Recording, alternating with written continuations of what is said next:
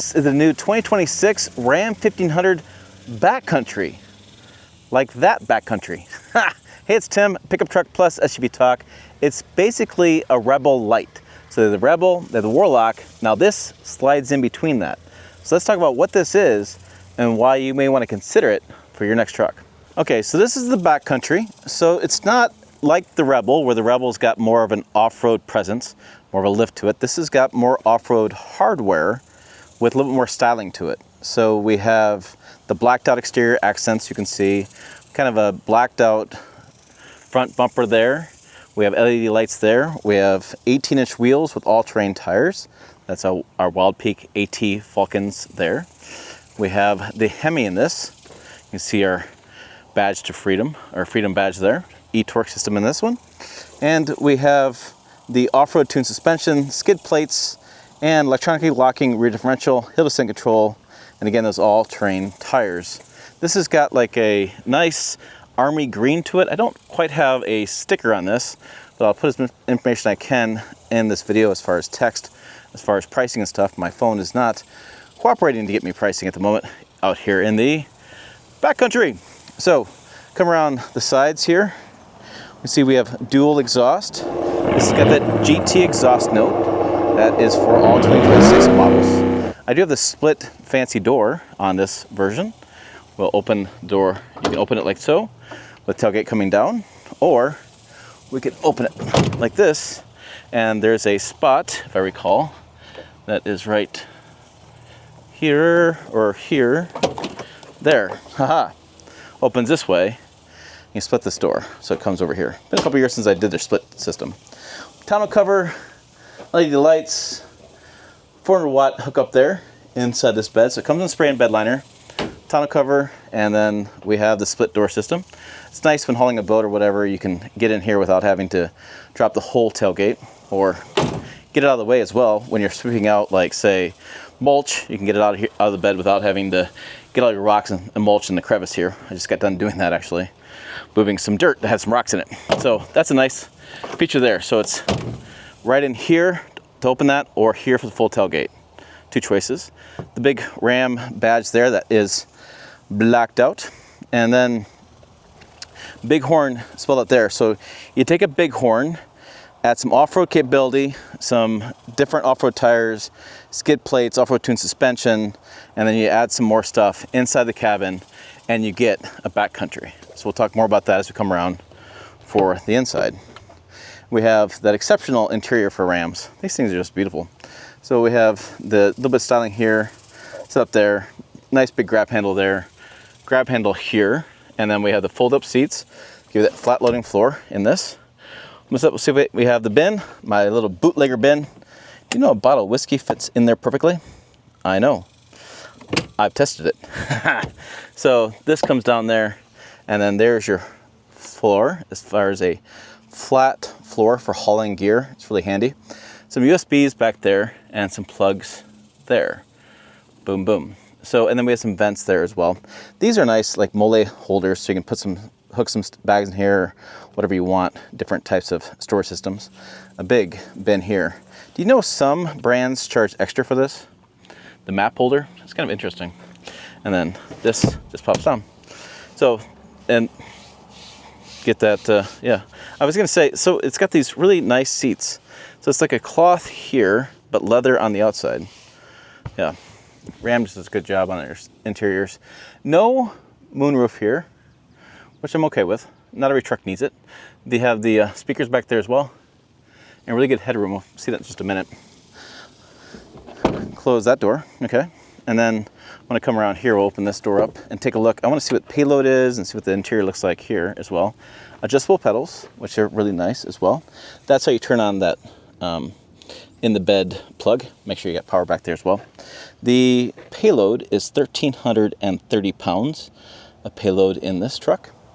There's, like I said, our seating there. And then I wanna go around, I'm gonna show this part off first, and then we'll hop inside and check out more of this interior. But let's go around this front one more time. Take a big look at this as far as the truck. And the blacked out grille, right? So everything's badging is blacked out. You have more of an appearance package there. The two-tone with the tow hooks are all blacked out there as well. and then this kind of army green exterior color right there, okay? And the mirrors are black plastic. So we're trying to get that price point down for a lot of customers without, without taking too much content away. So this thing called decontenting it away, take out some features, getting the features you guys are clicking for actually at the dealership and putting it together in a package. I know that there are certain customers who just want a lower price point. I hear that, and I take the manufacturing as well, and they come to me and say, look, our suppliers aren't discounting prices. Best we can do is get the pricing down by putting together features that you guys buy a lot, trying to get volume discounts on those parts and those features for you guys, so you guys have a cheaper price at dealership. That's what the feedback I get. Don't kill the messenger. So let's check out this interior. Inside the truck, we have the BackCountry, which is interesting. There's only the one badge here. I swear there was a badge in the back, but let's go look at that one more time. So you come around the back, there is no badge. I swear there was a badge here at one point, but there's not. So the only way you know this is a BackCountry is that one badge there. I think it's interesting. But this is an upper glove box too, by the way.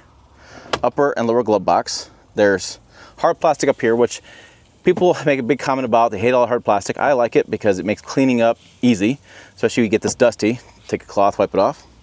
Again, those seats, and then little storage bin there as well for different items when you're driving. And there is our controls there and our door. Let's go ahead and hop in the front and talk more about that as far as that goes. So this is the 5.7 liter Hemi with the 8-speed automatic. This engine and combo has been out for years, so there's no sense doing a driving impression on it because you've driven it for years. You know how it drives. And with these tires, it doesn't drive like a off-road truck like you'd imagine, where it's bouncy or loud or noisy. No problems there at all. Nice, smooth ride, really. So, close that door, and I'm gonna start this up because it's hot. There you go. Start it up. We have the full digital display here. Okay. We have not the full screen like you would do like the RHO I owned or TRX. This is a little bit smaller screen, but still big. Still a big screen. Speaking of these screens, I just put my screen protector on this Ford screen. I'll put a link down below. It's screenprotect/Tim. You get 15% off this screen protector. Put it on here, and the dash here keeps these screens nice. Actually covers up scratches as well if you have an older truck, and I really like them. It's a nice way to protect your screen from scratches, and it puts a nice cover on there, so keeps dust off, fingerprints off. Big fan of these screens. Again, screenprotect/Tim. So the RHO and TRX have a screen that actually bleeds over a little bit more.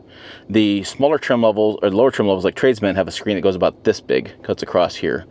And then this is the in-between screen. It's like 12.3 inches, I believe. So you have a split screen here, different vehicle, you can turn on different cameras. So you have less cameras than you would other vehicles, have more camera settings. You still get a different settings, variety of different settings in this. You really can have command center here and control a lot of the truck and set things up in Ram trucks. It's kind of nice. I owned one. I owned the RHO, and I didn't spend as much time as I probably could on this. So much stuff going on. Different parking sensors, wireless charger here, USBs, cup holders, big storage bin there, and smaller storage bin there. And then this can slide back and forth, so you have more storage in here. We have the dial of fun, turn your dial. 4-wheel drive auto, big fan favorite for a lot of people. 4-wheel drive high, 4-wheel drive low as well. Auto start stop, turn that on, turn off.